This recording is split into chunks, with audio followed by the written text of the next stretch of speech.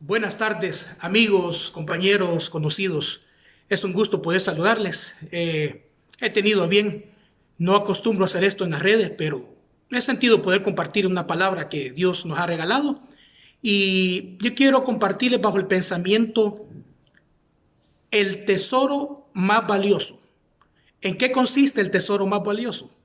Bueno, ¿cuántas veces nosotros hemos escuchado a una madre decirle a su hijo, tesoro, te adoro, te quiero, te amo? ¿Cuántas veces quizás ha escuchado a una esposa decirle a un esposo, tesoro, te tengo para la cena lo que más te gusta? La verdad es que son frases que denotan cariño, aprecio, estima. Nos están diciendo que esta persona le tienen un alto valor y que es una persona sumamente importante para él o para ella. Sin embargo, la Biblia, la palabra de Dios, nos dice que hay un tesoro más grande, más valioso que cualquier tesoro que pueda haber, más precioso que las piedras preciosas, que un diamante, que un pedazo de metal luminoso, lo que sea. La Biblia nos habla del glorioso evangelio de nuestro Señor Jesucristo. ¿Pero qué es evangelio? Bueno, el evangelio son buenas nuevas de salvación, son buenas noticias, dicho de otra manera. ¿En qué consisten esas buenas noticias? En que Jesús, siendo el Hijo de Dios, siendo Dios mismo, tomó forma humana, tomó forma de hombre, se hizo humano para ocupar el lugar suyo y ocupar mi lugar en la cruz para que nosotros no fuésemos condenados. Eso es lo que dice Juan 3:16. Porque de tal manera amó Dios al mundo que ha dado a su Hijo unigénito para que todo aquel que en él cree no se pierda, mas tenga vida eterna. Ahora, yo quiero, para ir entrando un poquito en tema, que veamos algunas formas cómo nosotros podemos valorar ese regalo que Dios nos ofrece de manera gratis.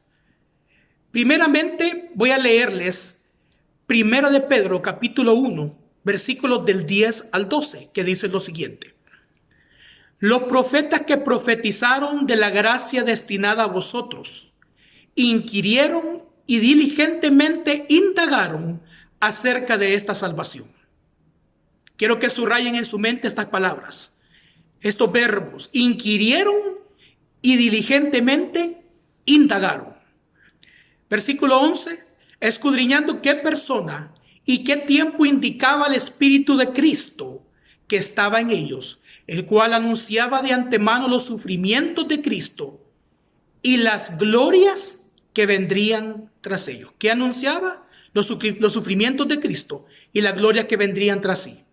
Versículo 12. A estos, es decir, a los profetas de antaño, se les reveló que no para sí mismos, sino para nosotros administraban las cosas que ahora son anunciadas por lo que os han predicado el Evangelio por el Espíritu Santo enviado del cielo. Cosas en las cuales anhelan mirar, cosas en las cuales anhelan contemplar, poder participar los ángeles mismos. Muy bien. Ahora, ¿de qué manera podemos valorar nosotros todo esto que leíamos? En primera instancia, podemos decir que teniendo una actitud de escudriño, de investigación, de búsqueda, escudriñar, no solamente ver por encima, sino ir más allá, es poder ir más a fondo en la palabra de Dios. La palabra de Dios, por eso mismo es la palabra de Dios, no es un libro cualquiera. Uno puede leer un pasaje una y otra vez y sin embargo Dios siempre tendrá algo distinto que decirnos y cómo hablarnos. La palabra de Dios es sin límites, es infinita. No hay un tiempo límite ni un tope para decir ya conozco todo. Por eso mismo, porque es la palabra de Dios. No viene de un ser finito, sino que viene de un ser infinito, el creador suyo y mío. Ahora dice aquí que estos profetas de antaño indagaron, diligentemente investigaron, preguntaron. Es decir, que ellos anhelaban saber más sobre esta salvación. ¿Cuál salvación? Esta salvación que ha sido destinada para usted y para mí. esta salvación que tiene mucho valor. Le pudiéramos mencionar una serie de profetas, comenzando con el mismo Moisés. Moisés en cierta ocasión le dijo al pueblo de Israel, a los israelitas, al pueblo de Dios, les dijo: profeta de entre vuestros hermanos os levantará el Señor como a mí. Un profeta. Así como yo he sido profeta y les he dado las palabras que he recibido directamente de Dios, quiero decirles que Dios les va a levantar un profeta de entre sus hermanos.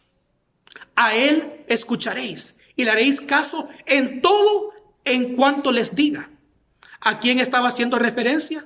A Jesús, el Mesías, el Cristo, el ungido, aquel que iba a ser lleno, aquel sobre el cual iba a reposar el Espíritu de Dios. Vemos otros ejemplos en la palabra de Dios. Ageo mismo dijo: y haré temblar a todas las naciones, y vendrá el deseado de todas las gentes. ¿Para qué? Bueno, llenar de gloria esta casa, ha dicho Jehová de los ejércitos. Ciertamente, el Mesías Cristo, Jesús, el Salvador, vino hace aproximadamente 2000 años atrás a su pueblo Israel. Fue la luz que vino a alumbrar en medio de las tinieblas de este mundo. Jesús vino, el Mesías esperado. Era el deseado de todas las naciones. Entonces, cuando leemos en Primera de Pedro, que nos dice que estos hombres indagaron, diligentemente indagaron, preguntaron, inquirieron, investigaron, saber en qué tiempo y en qué persona se cumplía la palabra que Dios les había dado, es como que si ellos le estuviesen diciendo a Dios: Señor, dinos cuándo van a hacer estas cosas. ¿Qué circunstancias van a haber? Dinos, Señor, ¿será pronto esto? ¿Será de aquí a unos meses? ¿Será de aquí a unos años? ¿Cuándo será? Ellos anhelaban saber, porque se les profetizaba, se les hablaba, se les revelaba que vendría uno que vendría a darle salvación al pueblo y al mundo entero. La misma Biblia habla en el libro de Judas en referencia a Enoc, que fue un hombre que caminó con Dios. Dice así: de estos también profetizó Enoc, séptimo desde Adán, diciendo: he aquí, vino el Señor con sus santas decenas de millares para hacer juicio contra todos y dejar convictos a todos los impíos de todas sus obras impías que han hecho impíamente y de todas las cosas duras que los pecadores impíos han hablado contra él. ¿Qué nos está diciendo el pasaje? Que el hombre que la Biblia describe en el capítulo en Génesis como un hombre que caminó con Dios y que Dios se lo llevó al cielo sin ver muerte, el famoso Enoc. Dice la palabra que este hombre profetizó de parte de Dios, recibió una palabra directa de parte de Dios, una revelación de parte de Dios, de que nuestro Señor vendría un día a juzgar a las naciones y a todos aquellos falsos maestros, según el contexto de la carta a Judas, pero también para juzgar a aquellos que se habían levantado en contra del Mesías, aquellos que hoy en día a lo bueno llaman malo y a lo malo llaman bueno, aquellos que dicen el evangelio es mentira, aquellos que rechazan la gracia salvadora de Cristo, porque es que nadie será condenado, estimado amigo, hermano, nadie será condenado por ser demasiado malo.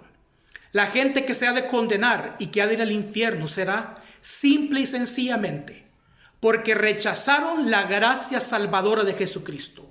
No le dieron lugar a Dios que perdonara sus pecados.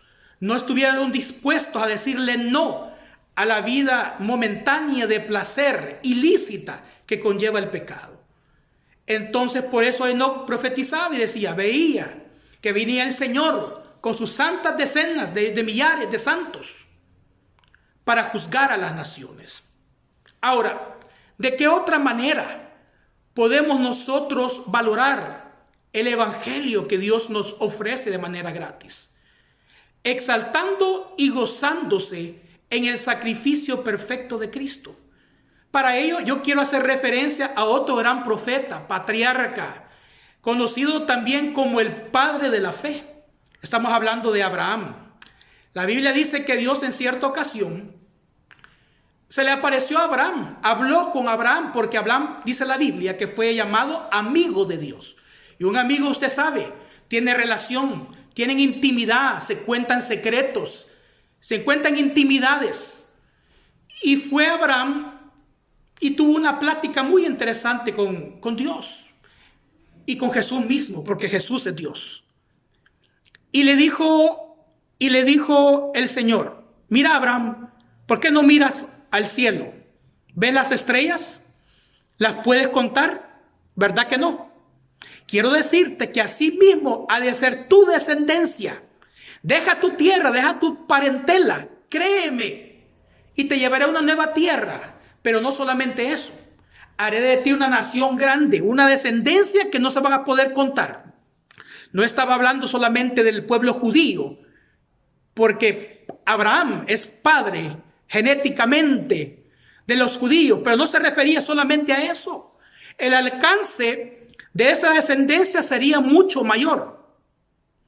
Tanto así que en Juan capítulo 8, Jesús en cierta ocasión le dijo a los fariseos, a los escribas y a todos los religiosos de aquel tiempo que lo acusaban de ser un profeta falso, y le decían: tú nos engañas, tú eres mentiroso. ¿Te crees tú acaso mayor que vuestro padre Abraham? Decían los judíos, orgullosos por su descendencia, por venir del profetas, de los patriarcas, como el mismo patriarca Abraham. Pero Jesús les dijo: miren, ustedes están equivocados, porque ustedes no creen en mí. Pero Abraham, al que ustedes llaman padre, él, y lo voy a citar textualmente como dice la palabra de Dios. Abraham, les dijo Jesús, Abraham vuestro padre se gozó de que había de ver mi día, y lo vio y se gozó. Esto merece que meditemos y reflexionemos un poquito más, que profundicemos. Acuérdense, el primer punto era ese, que los profetas de antaño indagaron, inquirieron, investigaron la palabra de Dios, porque en aquel tiempo no había palabra escrita, sino que la palabra directa que recibían por medio de un profeta, de Dios mismo hablándoles, esa era la palabra de Dios. Hoy en día, la palabra de Dios la tenemos de manera escrita, que nos habla siempre que nosotros la abrimos. Por ejemplo, ahorita mismo no tenemos una Biblia abierta, pero no es tanto el libro en sí, no es el papel, no es el material, sino que la palabra de Dios es su contenido, es lo que contiene, es lo que es en esencia. No es tanto que la palabra de Dios, que la Biblia tenga, sino que es la palabra de Dios. Entonces, la palabra de Dios, la Biblia, nos dice que Jesús les dijo: Abraham vuestro padre se gozó de que había de ver mi día, y lo vio y se gozó. Ahora, yo quiero hacerle unas par de preguntas a todos los que escuchan este mensaje. Dice que Abraham se gozó de que había de ver mi día, dice Jesús. Él se gozó de que había de ver mi día. ¿De cuál día está haciendo referencia a Jesús? Primera pregunta. Otra cosa, en el libro de Génesis no se dice más de lo que les había hecho referencia hace unos minutos, en que Abraham le habló y le dijo: haré de ti una nación grande, mira las estrellas, así va a ser tu descendencia. No se dice nada más, pero aquí dice Jesús mismo, diciendo: Abraham se gozó de que había de ver mi día, y lo vio y se gozó. ¿Qué día? Y no solamente que había de ver su día, sino que dice que lo vio y se gozó. ¿Saben a qué día estaba haciendo referencia Jesús? Al día donde se consuma la salvación, al día donde se consuma el evangelio. Estamos hablando del día del sacrificio, el día en que Jesús expiró sus brazos y dijo: entrego mi espíritu. El día en que se cumplió esa palabra de Filipenses, que dice que hay en vosotros este sentir que hubo en Cristo Jesús, el cual, siendo Dios mismo, no estimó el ser igual a Dios como cosa que aferrarse, sino que se despojó a sí mismo, tomando forma de siervo, hechos semejantes a los hombres, y encontrándose en la condición de hombre, se humilló a sí mismo hasta la muerte, y muerte de cruz. es en la cruz donde se consuma el plan redentor de rescate, de salvación para toda la humanidad. Para ti, amigo que escuchas, y para aquellos que ya hemos aceptado la gracia salvadora de Dios.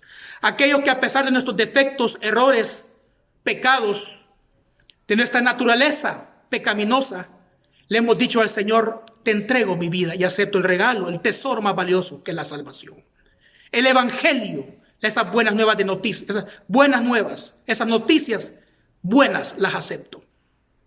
Entonces Jesús le dijo, se gozó de que había de ver mi día, y lo vio y se gozó, se alegró. Entonces Dios le reveló también a Abraham. Pero hay algo interesante. Yo quiero que regresemos al pasaje. Estamos profundizando en la palabra. Y el versículo 12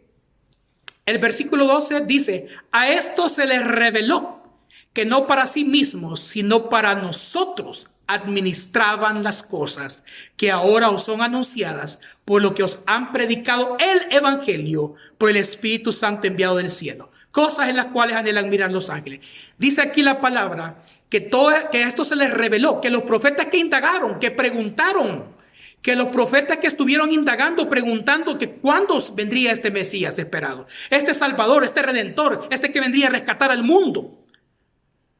Dice que se les reveló que no para sí mismos administraban estas profecías, esta palabra, estas revelaciones que ellos recibían directamente de parte de Dios, sino que ellos eran administradores de ¿quiénes? De nosotros. Hermanos, amigos, qué privilegio, qué bendición, qué maravilloso que hace más de 2000 años atrás, porque estas profecías comenzaron antes de Jesús. Jesús es aproximadamente 2000 años antes, pero esto comenzó desde hace 4000 años anteriormente, antes de Jesús, 3000, 4000 años antes de Jesús.